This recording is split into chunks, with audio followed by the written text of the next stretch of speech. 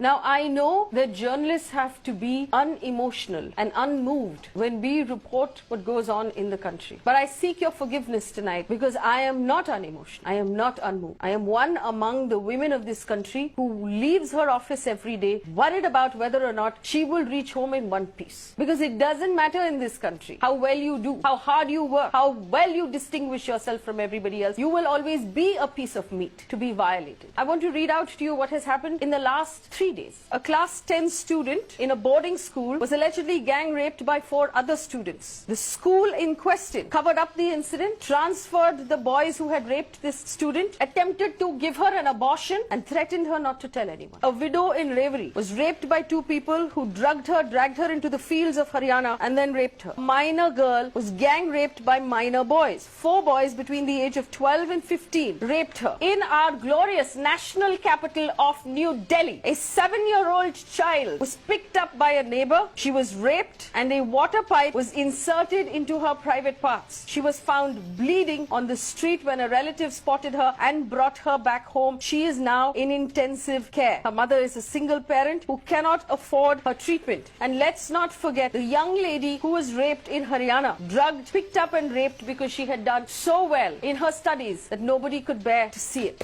Where is the outrage? Where are the leaders of our country? Where are the leaders of our states? Where are those people who show up during elections to ask us for votes? We are one half of this country. We are one half of the votes. We are citizens. We are not as important, obviously, right now as all of the other things that the government is focused on. When was the last time someone in government came out and talked about the problems we're facing, acknowledged that they are failing us, talked about how they're going to change anything? Look at the data. The Nirbhaya fund is not being used. The fast track courts are not being improved. We are not actually getting cops who will help us out. The cops are actually chasing after VIPs instead of providing us with basic security. We are not important. And this is not a question of politics. I don't care which party you are from. If you are in charge, you better be doing your job. And if we are having to report these many rapes in one day, then you are not doing your job. I refuse to walk away from this with the answer that India is a sick country full of sick people who are constantly raping. India is a country where law and order has collapsed and you have abandoned the citizens of this country. This is not a woman's issue. This is not an issue about women. Every man watching today has a woman he loves,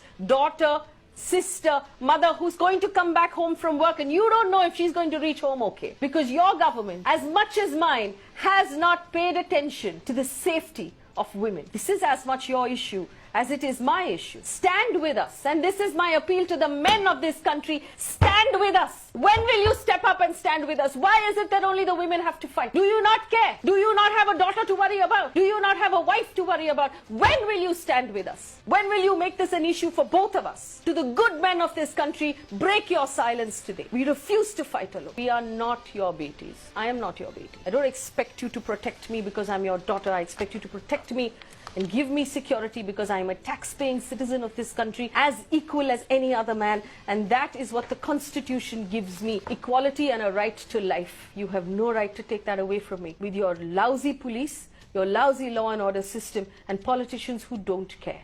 We will take back this country because it is ours.